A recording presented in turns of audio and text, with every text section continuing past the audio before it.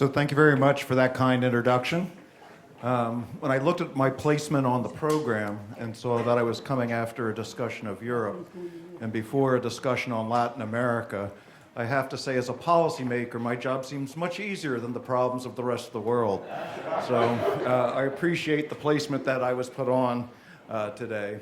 Despite the fact that our problems may be a little simpler than those that were just described in the previous panel, there's still some interesting challenges that we have. But more often than not, I would say that we're quite fortunate in the United States that we're at a very different point in our economic recovery than most of the rest of the world. And I know you had Esther George here to start out the program, and she talked a little bit about the balance sheet. I think you're going to find some areas where there's a lot of commonality, and then some differences and nuances that I'll talk a little bit about. So in terms of the economy, I did read Esther. I wasn't here for the first day, unfortunately, and this morning was a wonderful set of panels.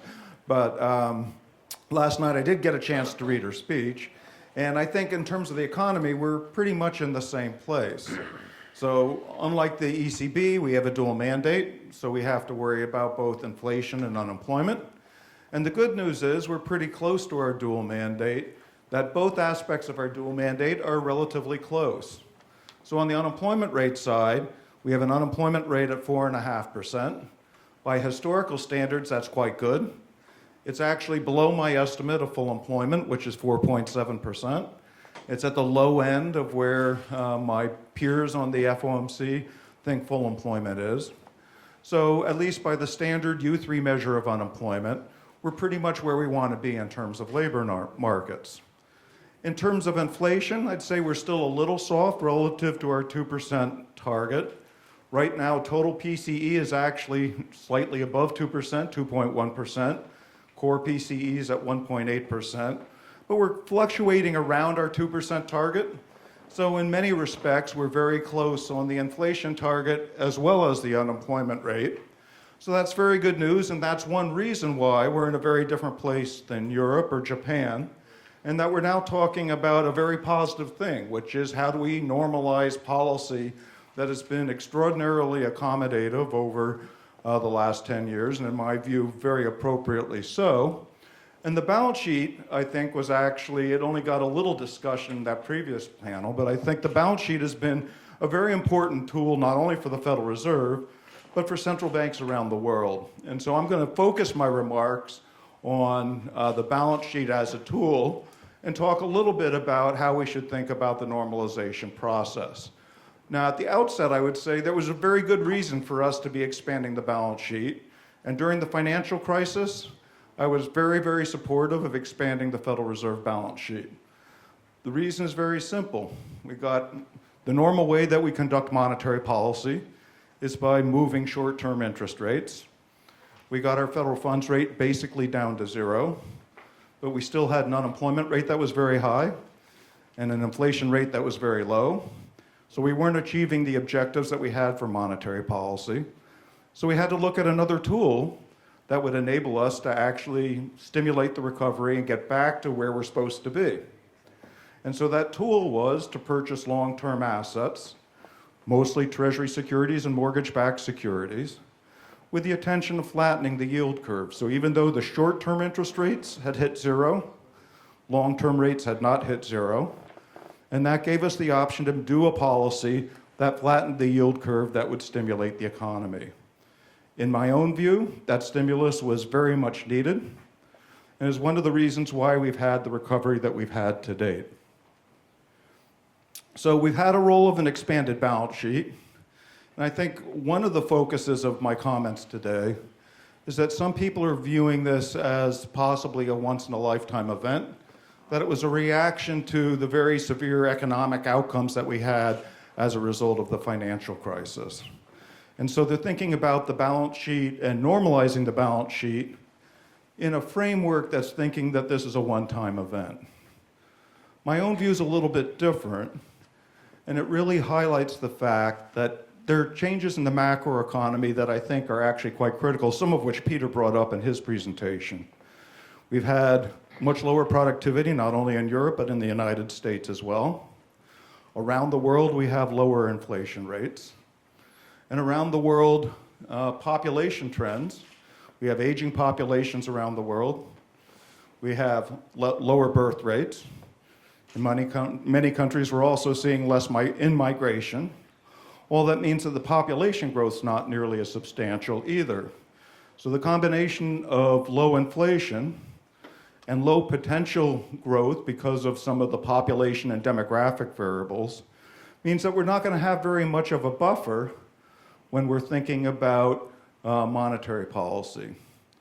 And as a result, I'm expecting that it's not going to be that uncommon that in recessions, we get the federal funds rate, or whatever our target at that time is, down very close to zero, requiring us to think about balance sheet outcomes again.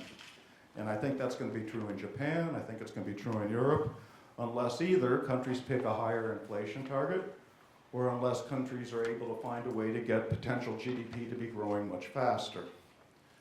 So in terms of the future use of the balance sheet, Federal Reserve policymakers are asked every quarter about a wide set of economic variables. And I'm not going to talk about the wide set of economic variables, but I am going to talk about where we think the federal funds rate will be in the long run.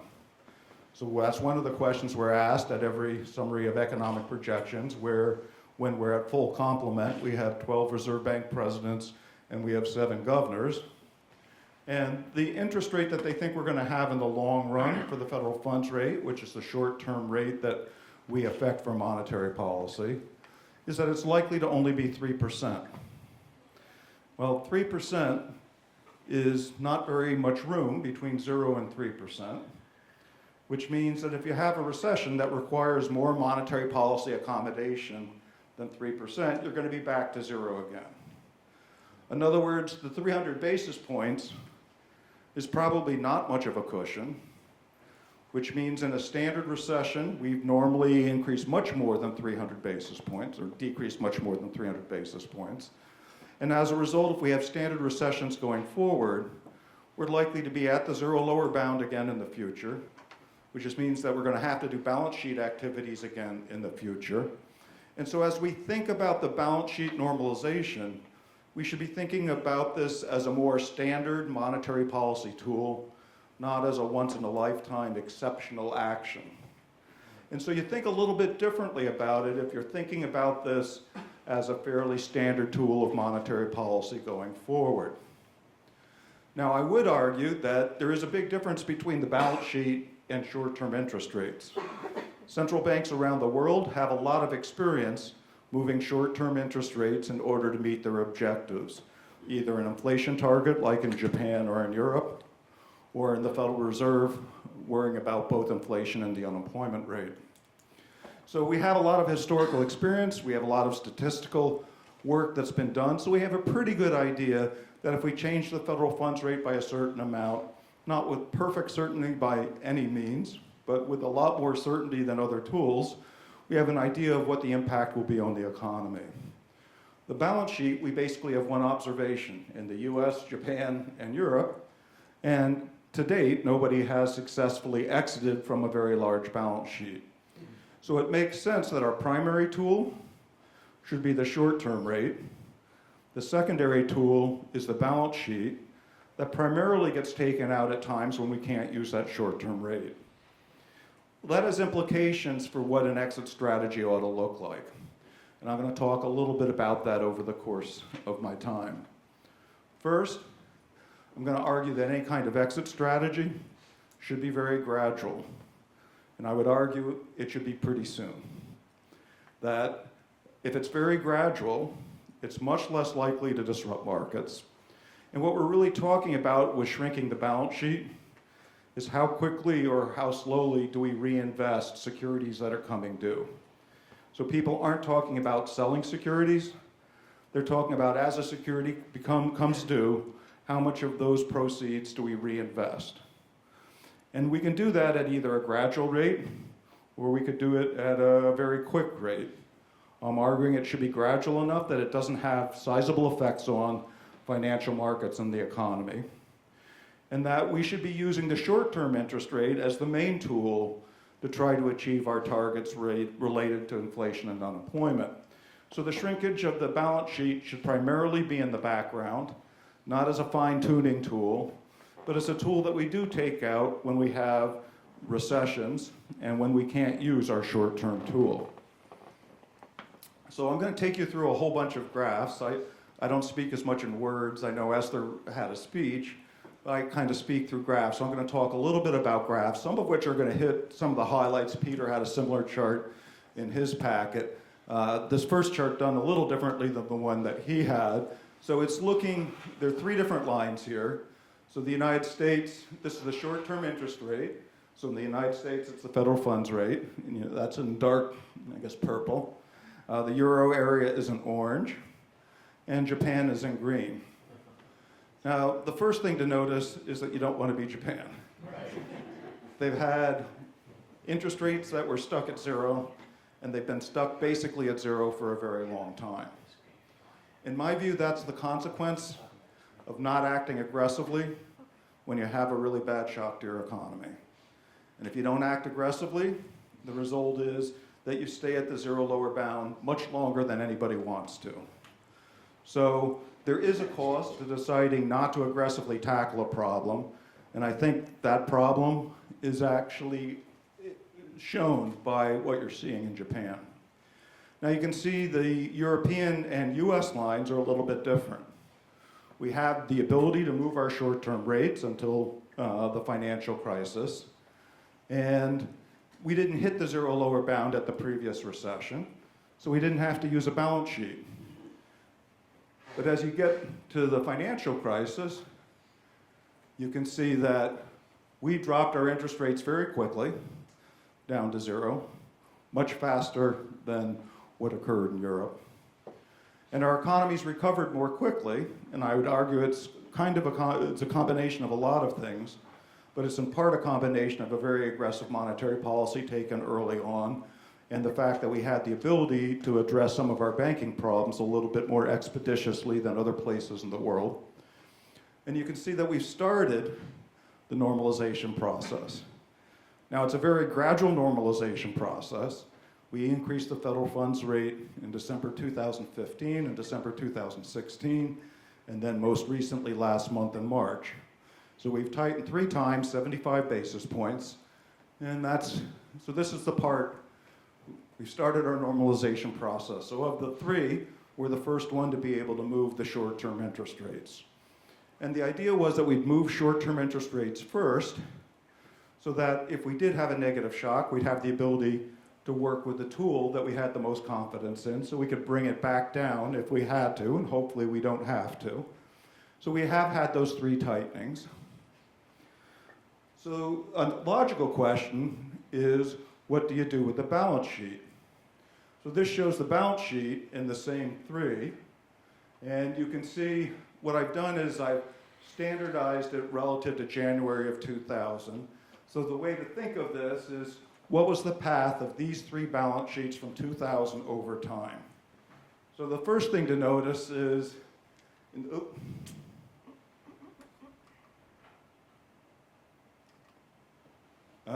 first thing to notice is that people didn't talk about balance sheets from 2000 to 2007. It wasn't an interesting thing to talk about.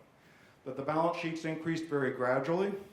They basically increased as the currency and circulation was increasing. And nobody was really talking about balance sheets as being a significant tool for monetary policy. In the fall of 2007, when the financial crisis really started to be a problem in the United States, the first thing we had to do is address a very significant liquidity problems in financial markets. That included money market funds, that included the commercial paper market. So as a result of what was going on in short-term markets, we substantially increased our balance sheet very, very quickly to reflect the liquidity problems that we were having in the market. Over time, those liquidity problems were changed into an asset purchase program. And you can see that we were expanding our balance sheet quite significantly through this period, buying both long-term Treasury securities and buying mortgage-backed securities for exactly the mechanism I was talking about before. We're trying to flatten the yield curve. We were constrained. We couldn't do anything at the short end of the market. We had to do something at the long end of the market, and that's exactly what we did.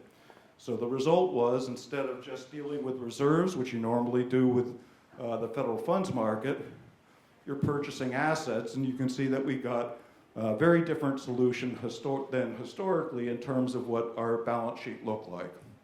Now, I would highlight that in the United States, it was very aggressive at first, but we've also got to the point where while we started to hold our securities constant.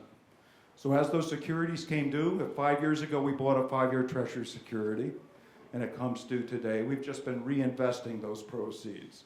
So that's had the impact, that's why we have a flat line in the United States for bank assets, that we've been just buying back Treasury securities and mortgage-backed securities to keep our portfolio constant. Now, because the balance sheet normally grows, it actually means that excess reserves are going down a little bit. So in some sense, as soon as we stopped growing our balance sheet, that was a tightening.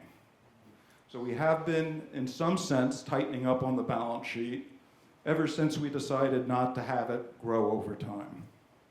Now you can see that Japan and Europe didn't grow nearly as quickly initially, but they're still having to expand their balance sheet because they're not getting the economic outcomes they want. They're still not hitting their inflation targets. And as a result, I would argue that by being very aggressive early on, it has meant that we've been able to stop a little bit sooner. This is a little clearer when this is the chart that Peter had relative to GDP. I took it back to 2000, so this just highlights relative to GDP. Our balance sheets were a little bit different in 2000. But then if you look at it over time, yes, we expanded the balance sheet very quickly in the United States, but relative to the size of the economy, it seems a lot more manageable than what you've had in other central banks around the world.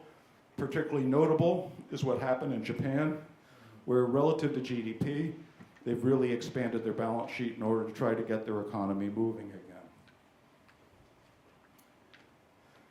Peter also mentioned the yield curve differences, and so this is actually showing that as well. So if you look at the blue, which is the United States, or I guess it's purple, whatever you want to call this, we've been fluctuating roughly 2.25, 2.5. It's a little soft recently, but since that time where we started to raise short-term rates and stabilize our balance sheet, the 10-year Treasury rate has been trading around a little bit above 2%. I showed you the chart that Japan and Europe have been continuing to do these asset purchases, and not surprisingly, you're seeing that the 10-year rate is going down. We know that the short-term rates are at 0, so it's a very different yield curve between the United States and those of Japan and various European countries. So that's where we've been. Let's talk a little bit more about why I think we're going to be back in this place fairly frequently, or at least around any significant economic downturn. So this is the summary of economic projections that I was talking about at the introduction to my remarks. So it's the 19 people that participate in monetary policy, the 12 Reserve Bank presidents and the 7 governors when we have all 7, which we haven't had for several years, but when we do have 7 governors. The dark blue in this chart is the median. So you can see the median back in January 2012 was 4.25%. You can see the median right now is 3%.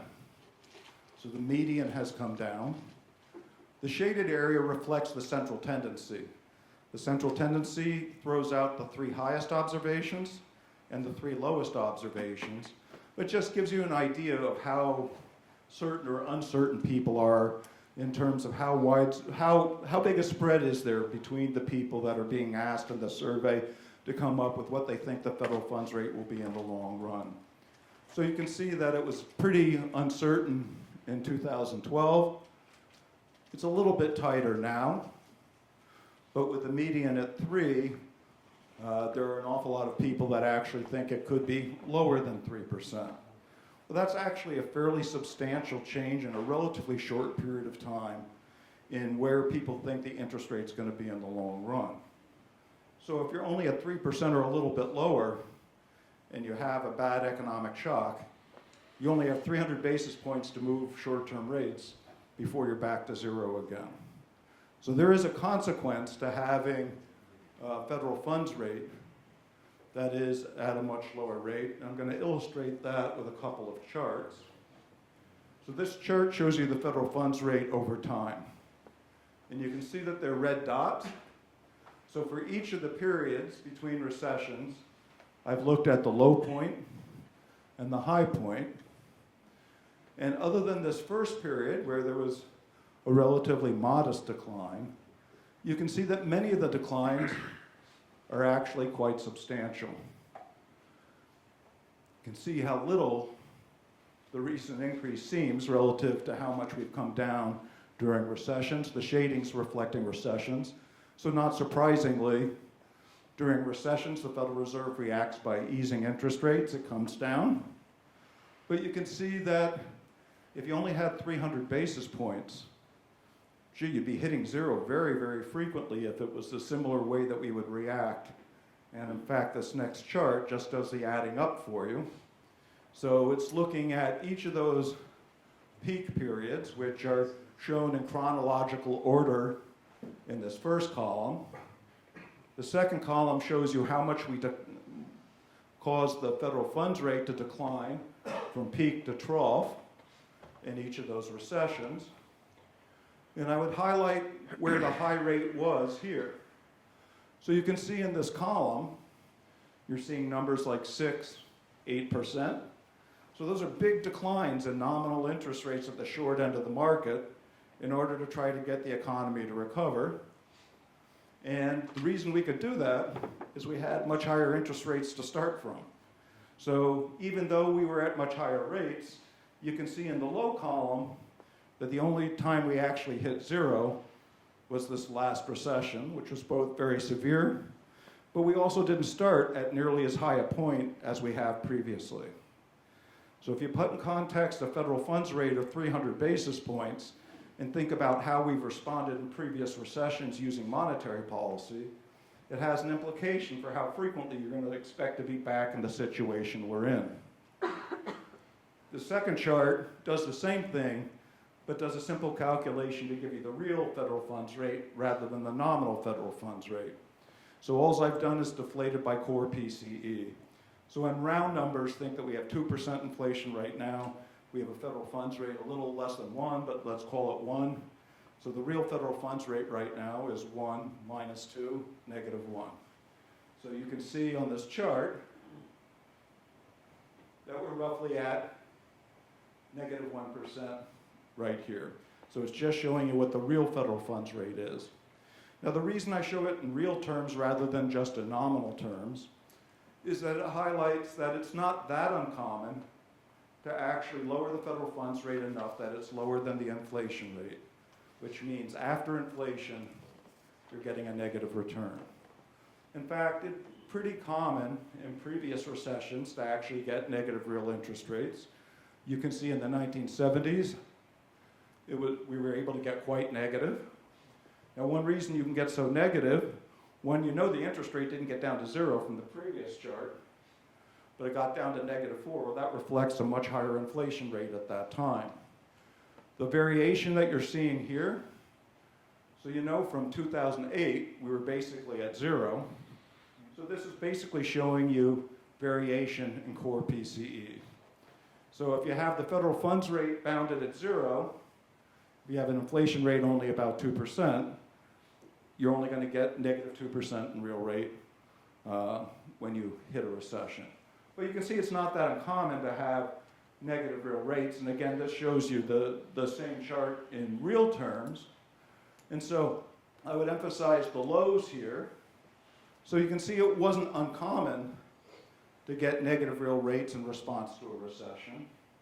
It is a little less common to have negative rates stay negative for as long as they have. So normally in a normal recovery, we wouldn't hit the zero lower bound, and relatively quickly we get off the negative real rates.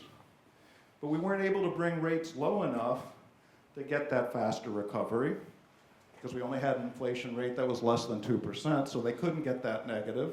That's why we ended up having to use our balance sheet to try to actually affect the long end of the market as well. So you can see that it's quite likely, even in the past, that we would get negative real interest rates, but it was not so likely that you'd hit the zero lower bound. So there are some implications from this. We have a limited buffer, so if we're only going to be at 300 basis points in the long run, it means we don't have a very big buffer before we hit the zero lower bound. In terms of real rates, you might expect us to get there more frequently, and you might expect, particularly if we're slow to do balance sheet or other activities, that we might stay there for a little bit longer. In terms of the nominal federal funds rate, we're likely to hit zero much more frequently. So the implication of that is it's going to have to be more common for central banks in the course of a recession, as long as we're right that the short-term federal funds rate is going to stay low, that we're going to have to use asset purchases to stimulate the economy. So as we're thinking about our exit strategy right now, we shouldn't be thinking about this as a one-time event. We should be thinking about this as a common practice, unless we change the inflation target, or we're able to do something about the population and labor force growth, or something about productivity. If all those remain low, then we end up in a situation that I've just described. So let me just cover those three elements briefly to highlight why my expectation is, at least in the near term, those conditions aren't likely to change too dramatically. So you can see the inflation process in the United States has actually changed pretty dramatically. So during the period of oil shortages, we had very substantial increases in the inflation rate. One reason we were able to get so negative during this period was because we started from such high inflation rates, which meant we could bring the nominal rate down very substantially, and we could actually get a very low real interest rate. You can see since roughly the mid-'80s that the Federal Reserve and many other central banks have been much more focused on hitting a 2% or around a 2% inflation target.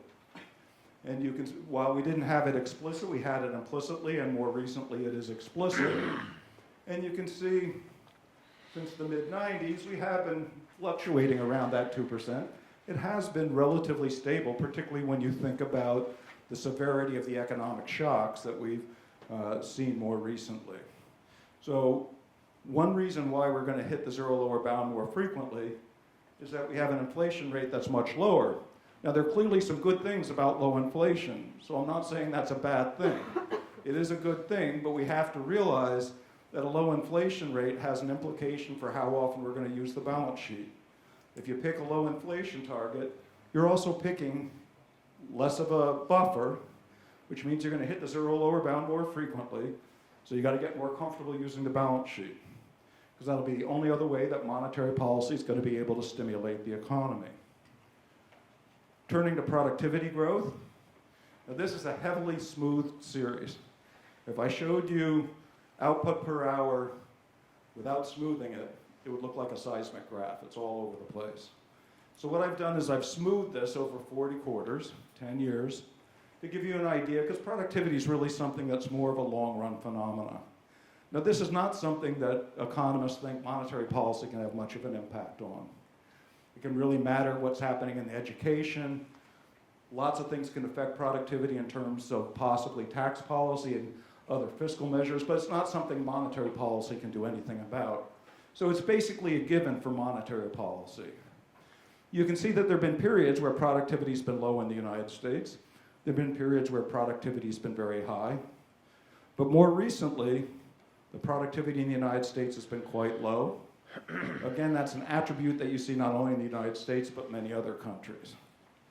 So if you have very low productivity, that's not an environment where you're going to expect an equilibrium interest rate that's particularly high.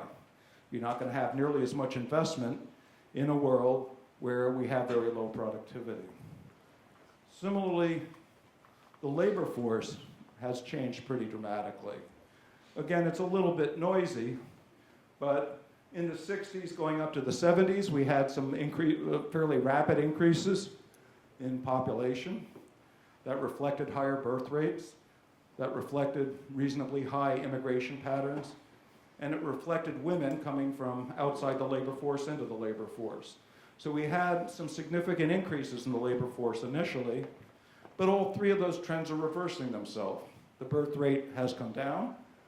We're unlikely to have very substantial immigration over the next couple of years, I think we can safely say. And there's no reason to expect that we're going to have a huge inflow of women. The participation rate's already quite high in the economy. So the result is that the labor force trend, that green line, looks like it's going to be flatter. So again, if you have a slower population growth, if the demographics are slowing you down, then you're not going to need to have as high an equilibrium interest rate. So when you put those three graphs together, we have a lower inflation rate, we have lower productivity, and we have a population that's not going to be growing, labor force that's not going to be growing particularly fast. So one, there's going to be a trade-off between that inflation target and how often you're willing to manipulate the balance sheet.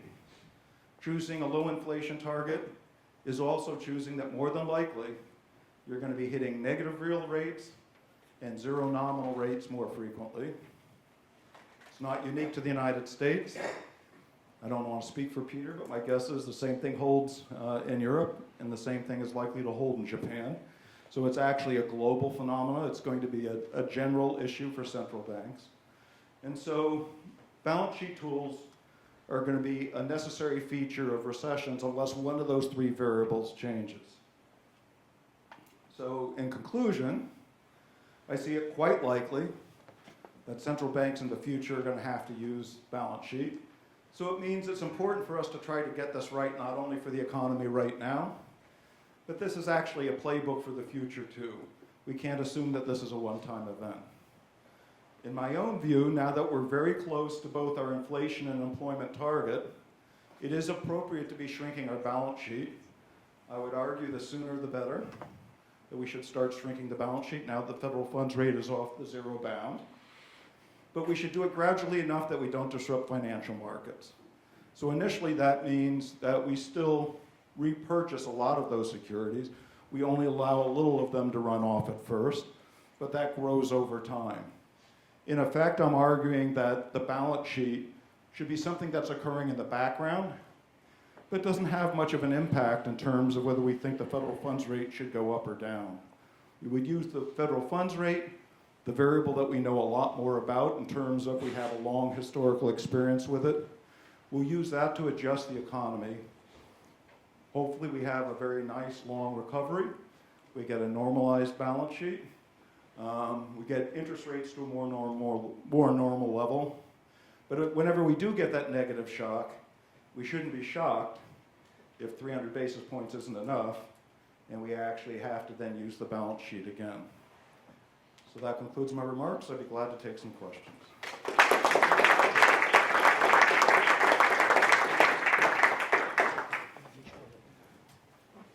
I'll go with, okay, you're going to start with left. Well,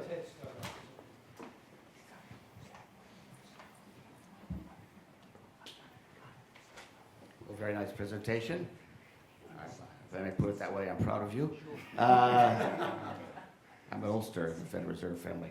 But you really didn't answer to one question, which is why shrink the balance sheet at all?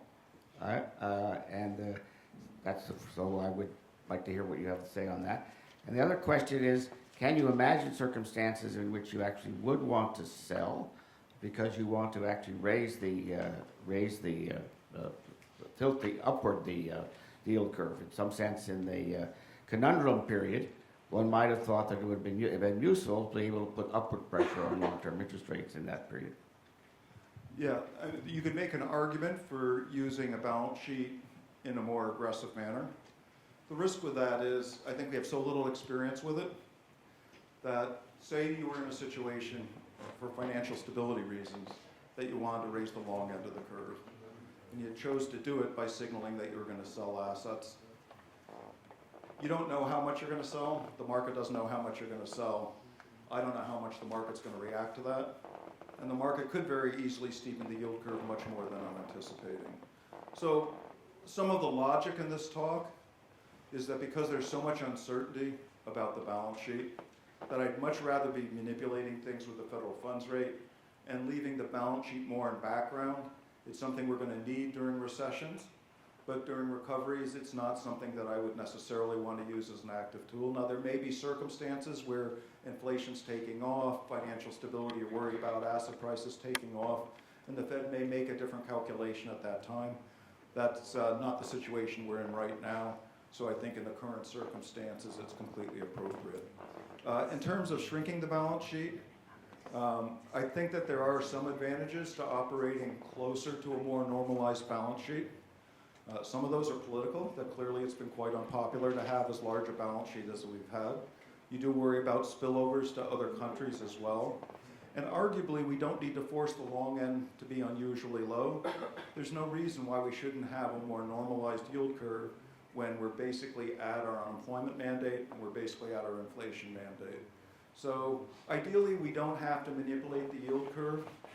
And I think as we get to where we're supposed to be, that it is appropriate that we exit to the extent that we're able to from the balance sheet that we have. So that would be the reason why I would actually start the roll-off now. And since I think that a roll-off is necessary, starting sooner allows me to be quite gradual.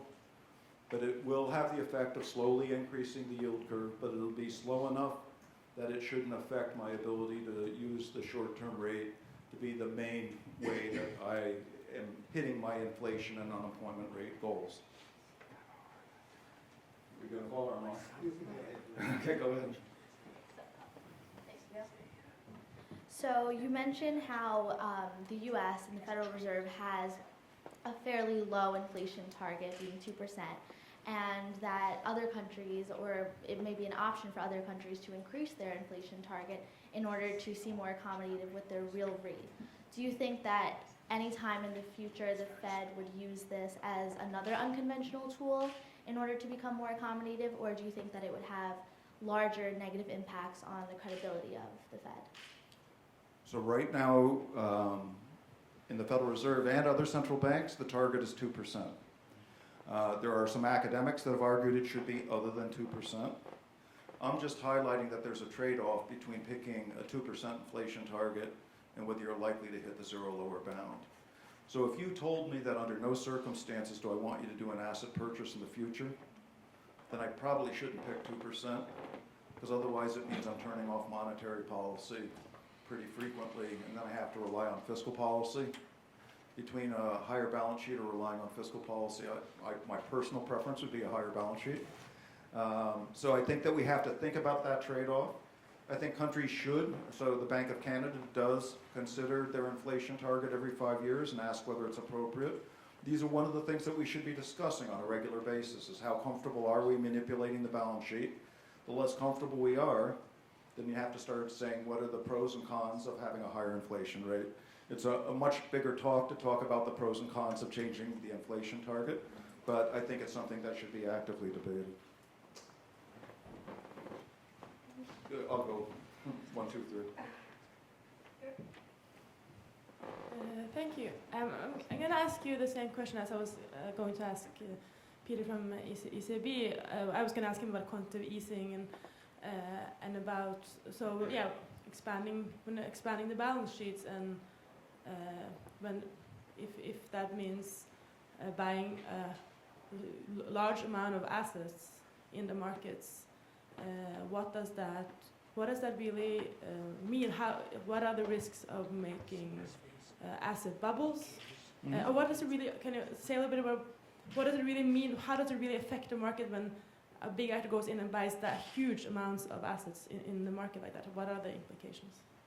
So one of the implications and one of the concerns is exactly the one that you highlighted, the potential financial stability. So when you buy assets, if it's an interest-bearing asset, you're pushing the interest rate down lower than it would be in the absence of your purchases. And that's exactly what your policy is intended to do. So our intention was to make it easier to buy cars and houses. So in order to do that, you have to lower the interest rates. Now, it is possible to buy too many cars and houses. It is possible to have too much commercial real estate. That is the potential downside of using balance sheet much more aggressively. So I think asset bubbles and financial stability concerns This is a fairly untried tool. It's a tool that we've used during this crisis. It wasn't just the US, it was Europe and it was Japan. But I think that we have to see, and part of that is how effective are we at getting back to a normal balance sheet over time? So some of that concern would be, when is it appropriate to start exiting that balance sheet? And are you able to exit early enough that you don't allow some of those bubbles to become a serious problem?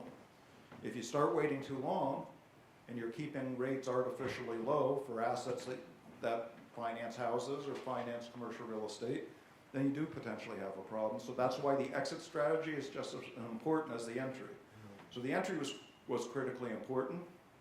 It was critically important because otherwise we turned off monetary policy once the short-term rate hit zero. I don't think that's good policy. But the true success is that we're able to get out of that policy as well, which is why I'd rather start relatively soon, but do it gradually enough that I don't think it's a big problem. Just one question, a quick question. What is the connection, how strong is the connection between the expansion of the balance sheet and the exchange rate? I mean, that leads to a higher devaluation and then try to export more, enhance the exportation. Do you have something to say about that? So both short-term rates and long-term rates are connected to the exchange rate in meaningful ways. So I think that is a good question. That is something that we think about. We do have an exchange rate. When we're doing an economic forecast, we're not only thinking about what we're doing in terms of the short-term rate and quantitative easing, we are thinking about what we expect the effect to be on the exchange rate. And certainly one of the mechanisms that quantitative easing works is not just that we lower the rate, which encourages you to buy houses and cars. It's also, it has an impact on the exchange rate. So actually right now, Japan and Europe are benefiting from the fact that we're raising rates earlier, potentially both short and long-term rates, so that they don't have to have quite a stimulative a policy, because we're exporting less, but they're exporting more. So to the extent that we're exiting a little bit earlier, it actually is advantageous for our trading partners. That's the exchange rate mechanism working in their favor in this case. So it does, you can't look at interest rates without thinking about exchange rates as well, so it does have an impact. Behind you, there are two questions. Couple things. You only get one. You have a couple others. There's a stress on about the need for a cushion, but how do we know that a quarter-point cut these days with low inflation, low trend growth, would have more of an outsized impact than it would have prior to the crisis, and therefore we won't need this cushion of 300 or 400 basis points? And then just quickly, let me answer that question, then we're going to pass the mic just because there are a bunch of other people. But we actually know that lowering the short-term rates in this last recession wasn't enough. We hit zero, the unemployment rate was high, and the inflation rate was low. So in order to get to our objective, we had to do something differently, or you had to be willing to do Japan and just sit there for a long period of time. So Japan's an example of what happens when you decide to let interest rates get to zero and you sit there. You can sit there for a long time. They've sat there for more than 2 decades. I think that it's much more sensible to think about how do you aggressively achieve your targets. So I think the fact that we were aggressive on the balance sheet, that we were aggressive on short-term rates, is one reason why we're talking about exiting both the short-term rates and the balance sheet now. Hyman Minsky used to talk about reconstituted financial system in the U.S. in order to foster the capital development economy. And among the government and also the Federal Reserve functions of supervising the financial system and reconstituting that, what do you think about this Minsky's proposal? Thank you. So bank supervision is probably not the topic of my talk. It was more the topic of Tom Honig's talk. But I actually think that you can't conduct good monetary policy without good supervisory and regulatory policy as well.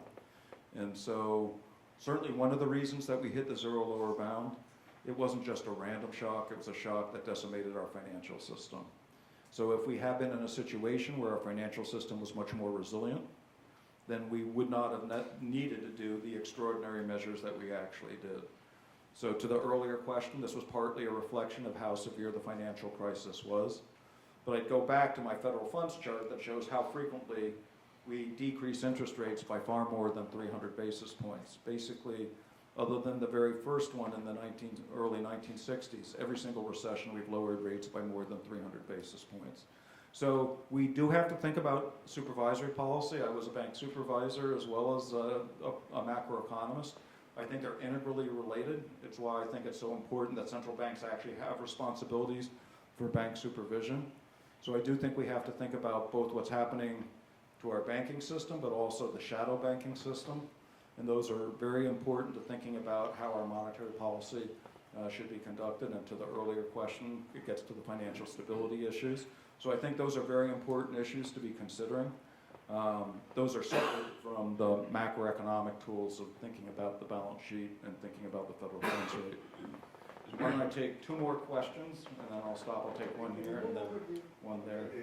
I think there's a, what happened to the mic? That's all right. No. Trump has said that he wants low interest rate in order to avoid the overvaluation of the dollar, in order to avoid to lose competitiveness. And how the Fed is going to manage the inflation target with the wishes of the government in order to increase competitiveness. So the inflation target is something that has been picked by our central bank and other central banks prior to the most recent period, certainly prior to this election. So we're setting an inflation target where we think it's not going to have a big effect on economic decisions overall.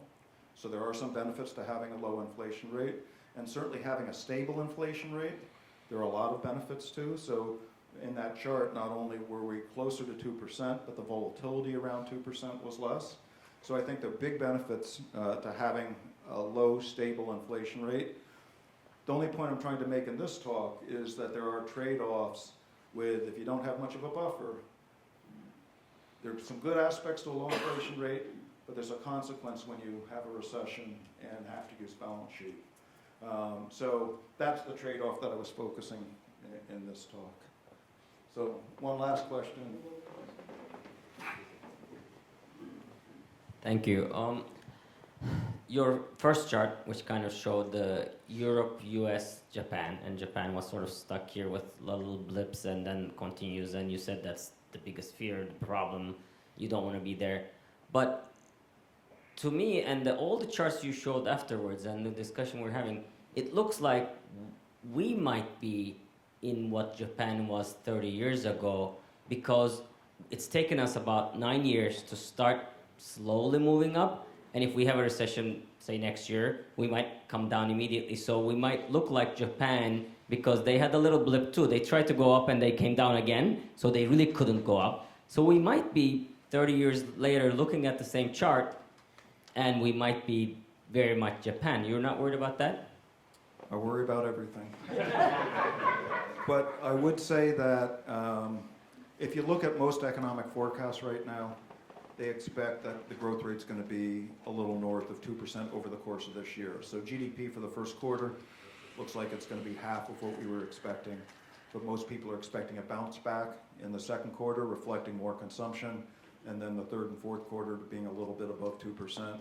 If you think potential in the United States is 1.75%, that's actually enough to continue to tighten labor markets and put upward pressure on inflation. So why are we pulling back on accommodation, both with our balance sheet and with short-term rates? It's because we're reasonably confident that we're at a place where there's a sustainable recovery. Now that isn't to say that we couldn't have a shock, as the whole panel right before me is talking about one of the possible shocks. That you could have something happen in Europe, that could be a problem. You could have something happen in the South China Sea, that could be a problem. There are a lot of geopolitical issues that clearly could be a problem for the US economy. So we can't prevent negative shocks from buffeting our economy. We can't expect, though, that negative shocks are necessarily going to occur. If they're really high probability, then we should be factoring that in. But most forecasters are actually expecting we're going to continue to have the unemployment rate drift down. A lot of the economic forecasts are actually for the unemployment rate to drift down to the low 4s. That's much lower than historically we've had without getting some inflation pressures. So I think there is there's the risk that you highlight, which is that we have a bad negative shock and then we're back to the zero lower bound. There's also the shock of waiting too long and allowing the economy to get away from us. So we have to balance both of those, and that balancing act changes over time depending on what's happening in the world and in financial markets. I think we have the balance about right. I actually think that it is appropriate to continue to be raising the short-term federal funds rate, that I think that the economy is strong enough to sustain that right now, even though I'd say that the recent data has been a little softer than I was expecting. But I'm expecting it to pick up and that to continue over the course of this year. Same thing with the balance sheet. You don't exit your balance sheet if you think that you're about to go into a recession, but that's not my expectation. My expectation is the U.S. economy will continue to recover. I have no idea what fiscal policy will be, but I don't think people are expecting that it'll be contractionary. They're expecting it'll be expansionary. If that's true, that provides further stimulus to the economy. So I'll end there, and I'll answer questions over lunch, but thank you very much.